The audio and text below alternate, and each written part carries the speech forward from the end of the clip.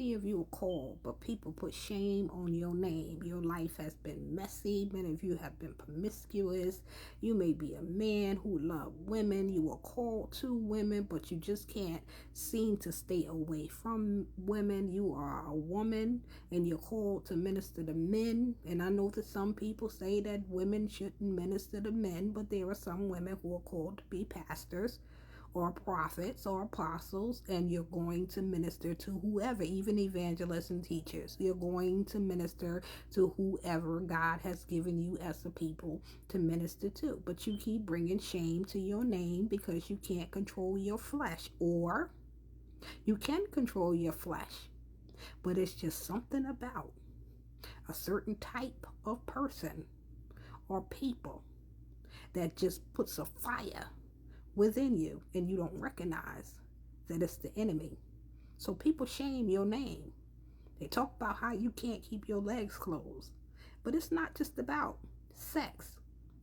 There are many of us who have an assignment, who we keep touching. We keep putting our hand on. We don't trust God to do it. So we keep trying to swing from chandeliers through our gifts and things of that nature and do it in our own power and in our own strength. God tells us to build the thing. We are called to build the thing. But we keep trying to build it in our own strength. And it keeps crumbling and falling. There are some of us who God has said to you, keep your mouth shut. I'm calling you to healing and deliverance. You got just as many demons as the people who you trying to bring healing and deliverance to, because you talk too much. You run your mouth. Your tongue is like a serpent. You're always telling somebody else's business. You don't keep secrets, and God can't trust you. You're messy. So it's not all about sex, but you're called to people. And being called to these people, you're messing up and messing with people's lives. Now I want to talk to you from John 4, the woman at the well. Because her life, in the eyes of us today, look at her life and see her as being messy. Because she had 5 husbands. But when we look at the text of the time that she lived in, she needed a man. She needed a covering. She needed provision and things of that nature. There were things that women could not do. She had 5 husbands and was resting at home with a man who was not her husband, a hookup, if that's what you want to call him. There are many of us. If we put in today's term what was considered a husband back then, you had way more than 5 husbands or 5 women. Messy. The woman at the well did not know that she had a call of God on her life. She was in survival mode, trying to live. The women of her day could not stand her. She could not go to the well during the time that all of the other women went. They laughed at her. They talked about her. I believe they was jealous of her. She was able to get 5 husbands. She had 5 men. She kept a man. Couldn't keep a woman. Couldn't keep a friend. But she had 5 husbands. And they probably had that one dried up, stale, same old husband. Bossed them around, tell them what to do. You know, the same old mundane, routine, traditional life. They probably was jealous. But the woman at the well, she had some scars and some bruises of being rejected and disrespected. And no matter what happened to the men, whether they passed away, whether they rejected, threw her away, maybe it was something about her that they liked, and then when they married her, they didn't like her. She had a story as well. But she also had a call. And it took for her to meet Jesus to recognize what that call was. There are many of you. You don't know why it is that you keep doing what it is that you're doing. But you don't recognize that the thing that the enemy keep trying to throw at you and want you to be messy, people to shame your name, tear up your character and your integrity and things of that nature, is because of God's hand, God's call on your life. It's a good thing that the woman at the well kept a good relationship with the men, because when it was time after her appointment with Jesus at the well, After she got cleaned up, took the criticism, Jesus told her about herself, sent her on assignment to go get her husband. She was truthful. I don't have no husband. Jesus shamed her, could have, but she didn't take it as shame. She took it as correction. People can't correct you. People can't tell you nothing. You know your life messy. You know you shouldn't be touching that.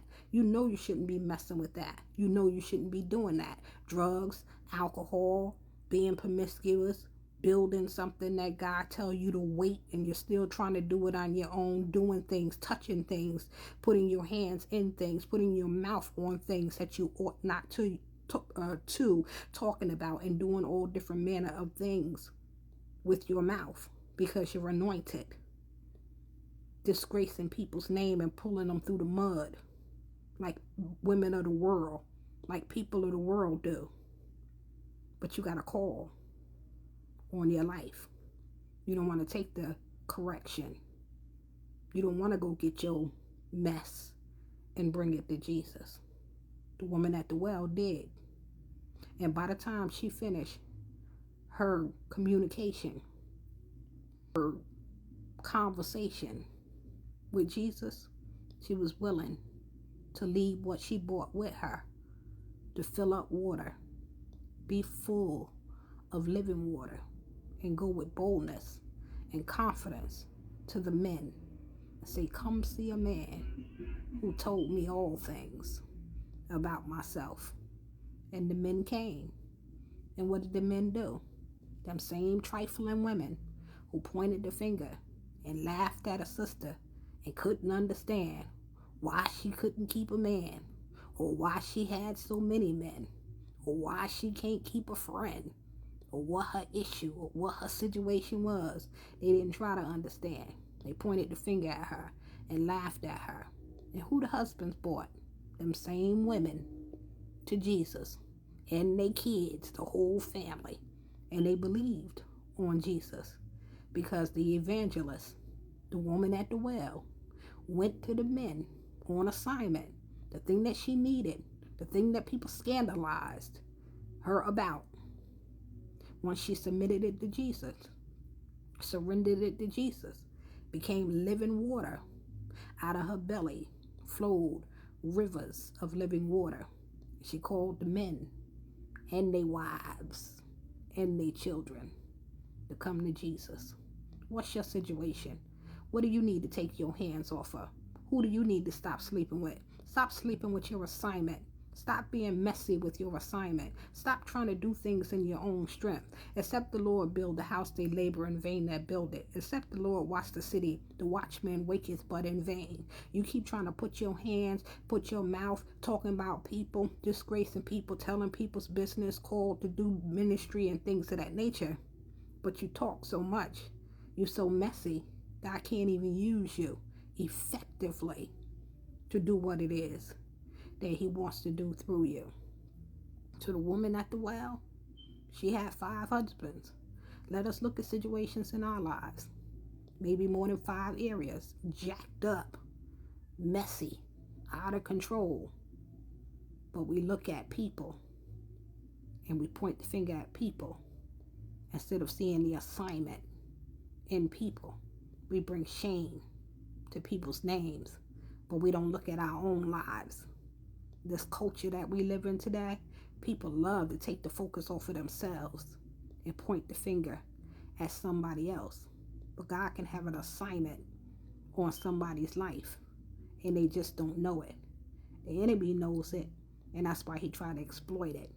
And even some of us, you know, but because of the way that you were wired and the way that you feel everything, if you don't discipline and bring your flesh under control, your anointing will discipline and bring you under control and under submission of that heat, to cause heat to be between you and your calling.